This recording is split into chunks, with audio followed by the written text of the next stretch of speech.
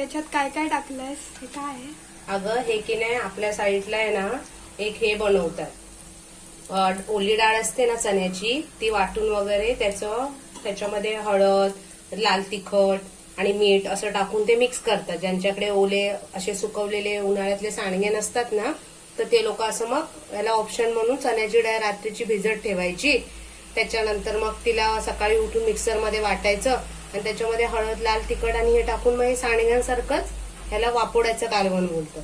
तर मग ते बनवायचं. मग त्याच्यासाठी आपण एक हे बनवतो, कांदा, लसूण आणि खोबरं सुकं भाजून त्याचा मसाला बनवायचा. हे बडे बनले ना की मग हे वडे त्याच्यामध्ये उकळी आली की टाकायचे, कारण काय आता शिजलेत ना. मग थोडीशी एक उकळी आली त्याच्यात टाकले की होऊन जातात. खूप छान लागते, हे खायला टेस्टी लागतं. तुला माहितीये ना, मी दरवेळी बनवते.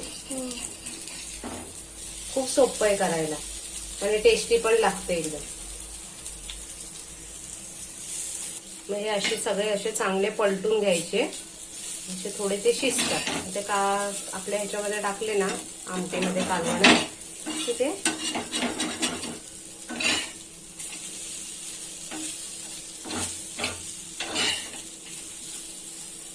काढून घेते.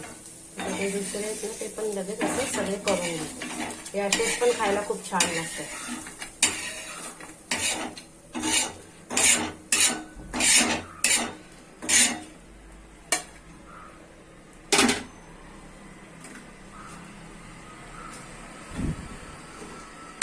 तेल टाकून घेते, ते जास्त चिकटत.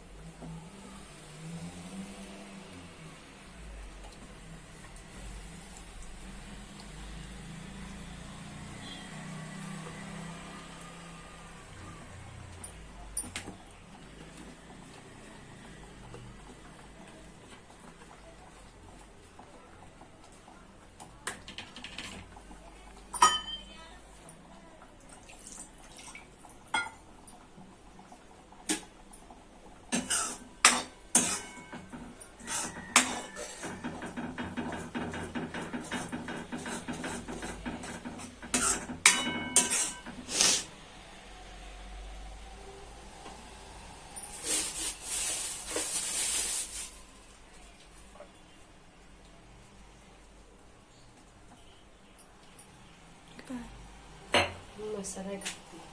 मसाल्यांना नाव नाही. आपण रोज वापरतो ते मसाले आहेत. तरी गरम मसाला, मालवणी मसाला,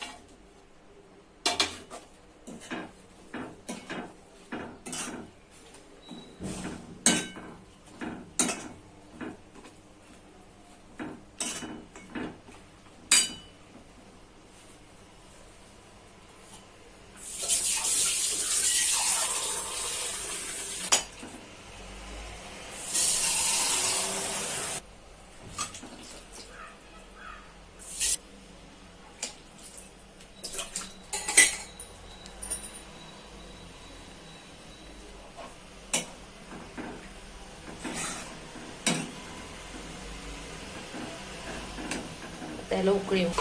आता मीठ टाकताना विचार करायचा की परत जास्त मीठ नको व्हायला, कारण का मसाला वाटताना पण मी मीठ टाकलेले, ते कांदा लसूण आणि खोबरं वाटलेलं, आणि हे डाळ दळताना त्याच्यात पण त्या वड्यांमध्ये मीठ टाकले, त्यामुळे दोन ठिकाणी मीठ, त्यामुळे परत मीठ टाकताना थोडं सांभाळून टाकायचं, नाहीतर मग ते खारट होईल. आणि आता ह्याला उकळी काढायची, बस मग झालं तयार. आता याला उकळी आलेली आहे, आता आपण बनवू.